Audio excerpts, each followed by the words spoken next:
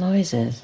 Yeah, like often it's footsteps downstairs walking through the house, but there's no one down there, or banging of doors and things like that. Okay, what about you? And I've just heard noises, and they're the same as what Pippa said, that the footsteps downstairs you hear.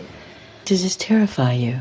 It does when it's late at night, or if you're in the house on your own. Do you feel threatened by it, Pippa? When I'm by myself, sometimes the noises are really sort of aggressive, like running through the house, and sometimes it starts to come up the stairs, and that's when I really feel like it's targeting me, like it's trying to intimidate me. Do you feel it's growing, it's gaining momentum?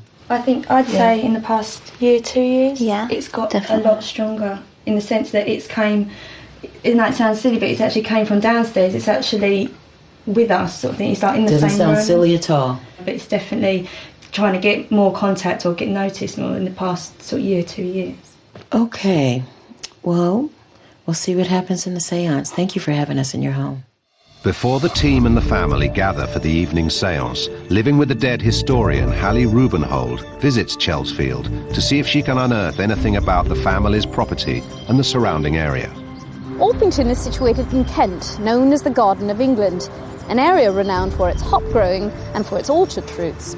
It wasn't until 1868 and the arrival of the railway that the area became linked to London, and with the trains came an explosion in population as city dwellers sought a happier life outside the capital.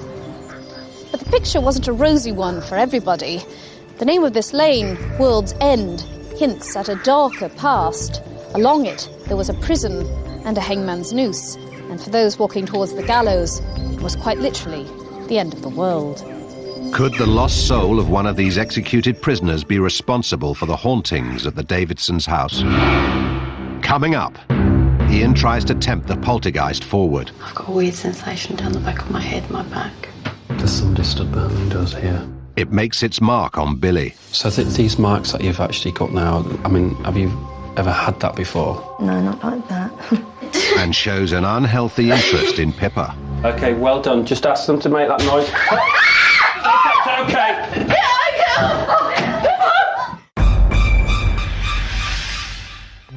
The Living with the Dead team are investigating alleged paranormal activity in a semi-detached house in Chelsfield in Kent, home to the Davidson family. While spending the night alone at their house, the team believe a poltergeist attempted to make contact with them. Oh, shit! Hey, I'm moving! Nobody move. Man, I'm telling you, it's coming from out in the hallway! I think we're dealing with early stages of poltergeist.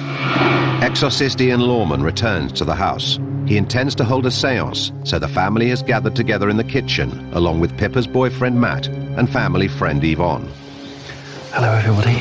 Johnny, myself and Steve spent the night here last night. I was aware of what I would call a really slow build-up of energy. It was getting stronger and stronger and stronger. I believe what we're dealing with is early signs of poltergeist activity. And I will say early signs. So we have come at the right time. During the vigils and everything I was doing last night, we was aware of running footsteps up and down on the landing. We was aware of female energy. Does that make any sense to you at all? Well, Pippa's always said that she's experienced a young female. Right. And then recently the footsteps, the running, Okay. is what Pippa says she's heard. Whose is the one with the dress in the room? Whose is that room? That's mine. That is the room that I was drawn to the most. The female is fascinated by what you're achieving or what your occupation is. Now, with poltergeist, because I feel what the early stages, it could throw everything at once. Even though not major things are happening at the minute, all of a sudden it's going to throw things, and I know that's going to happen this evening. Now I'm here. So I do need to warn you of that. What I would like to do at this moment onwards is I would like to sit down in this room for a second, just get used to your energies and my energies and see what happens in the room. Ian turns off the lights, whilst the family remains seated at the table. Paranormal investigator Stephen monitors the temperature from around the room. Okay, Pippa, I just need you just to say if there's anybody there, can you try and make communication with us or say it in your own words would be great. If there's anybody there, could you try and make some sort of communication with us? Maybe talk to us or make a sound?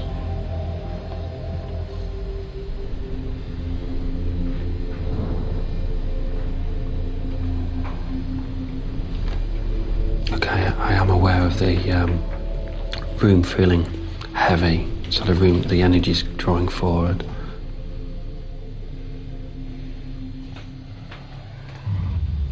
I've got a breeze on my hand.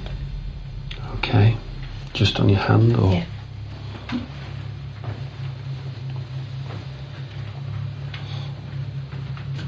And do you feel warm everywhere else? Yeah. Does anybody else feel strange, or? My chest feels very heavy. I feel like I'm having to breathe quite hard.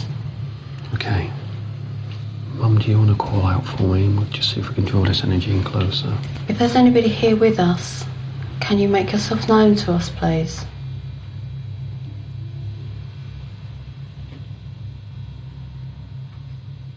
I've got a weird sensation down the back of my head, my back. There's somebody stood behind me, does here. Just ask them to draw in closer for me. Come closer to us, please. Yeah. They are. It just feels like something's wrapping around me. The energy's just moving around the table and it's trying to find a person. Do you understand? That's what it's doing at this moment, and I've got to let it do that. Well, I was just standing over there, Ian. Is any members of crew or anybody upstairs? No. We just thought I had footsteps because there's the ceiling where we're sitting. There's nobody upstairs. Not alive, anyway. If there's anybody in this room with us right now, give us a sign. Try and make communication. Could you do that right now, please?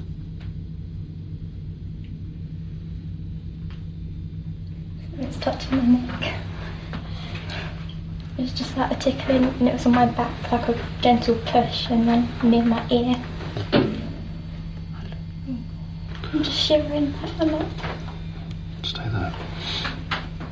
Just explain what you're feeling right now.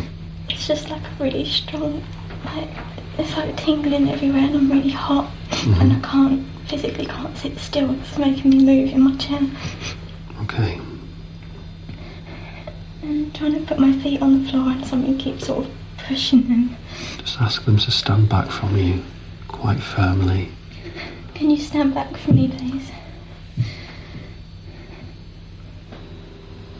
How are you feeling?